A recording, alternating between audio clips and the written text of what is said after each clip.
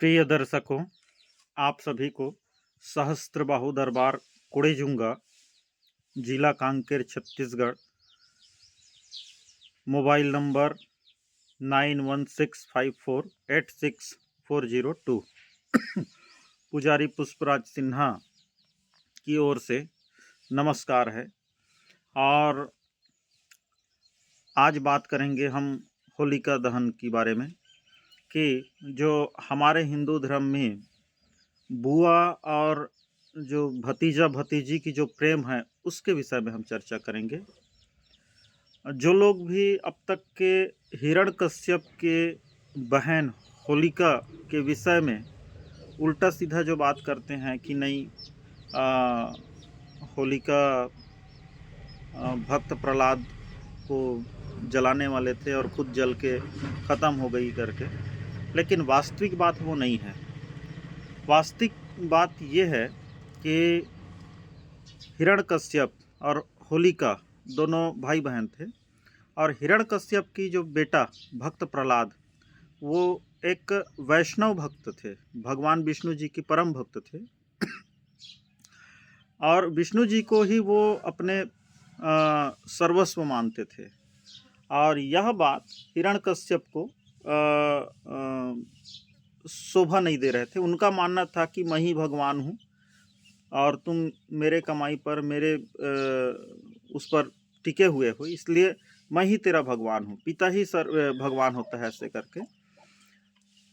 जो कि हिरण्यकश्यप की जो कहानी है उसमें एक सीख मिलता है कि जन्म देने वाले जो पिता है वो परमात्मा की रूप जरूर होते हैं, पर सभी पिताओं की जो पिता है परम पिता, ठीक है, तो वो परम पिता से बढ़कर जन्म देने वाले पिता नहीं है।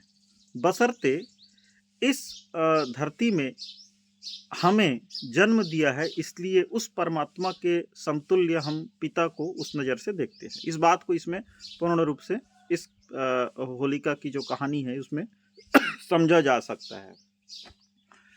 अब हुआ क्या कि 8 दिन जो होलाष्टक का जो समय है अशुभ मानते हैं, उसके पीछे भी यही कहानी है कि जो होलिका माने उसके 8 दिन पूर्व से ही इतना त्रस्त किए भक्त प्रहलाद को कि तुम विष्णु जी को भगवान मानना बंद कर दो और मैं तुम्हारा पिता हूँ, तुम मुझे भगवान मानो, ऐसे करके। इसलिए उसको मृत्यु तुल्य कष्ट दिया। मृत्यु तुल्य क्या, उसको खत्म करने के लिए ही ये सब चीज़ षड्यंत्र किए हिरण्यकश्यप ने, लेकिन सभी उसका जो प्रयास था वो निष्फल हुए।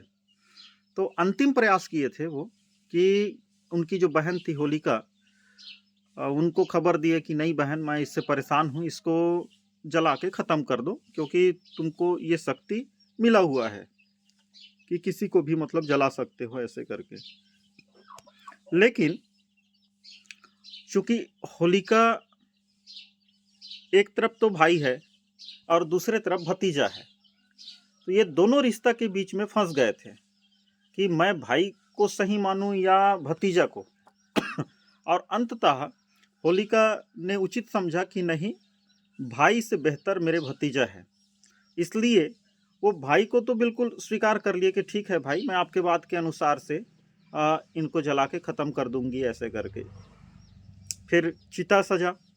चिता सजने के बाद में भक्त प्रहलाद को पकड़ के वो बैठ गई। आग धधकना शुरू किए, लेकिन होलिका की त्याग इतना थी कि वो उसको जो एक कंबल मिला था वो उसको ओढ़ करके जब वो आग में बैठती थी वो नहीं जलते थे।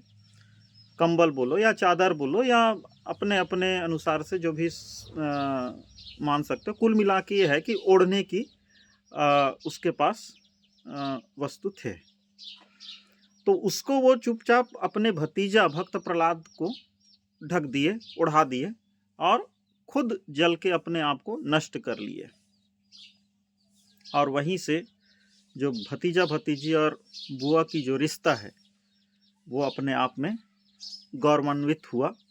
और आज भी जितना प्रेम एक संतान को अपने पिता और माता के प्रति नहीं होता, उससे कहीं ज़्यादा प्रेम अपने बुआ के प्रति होता है।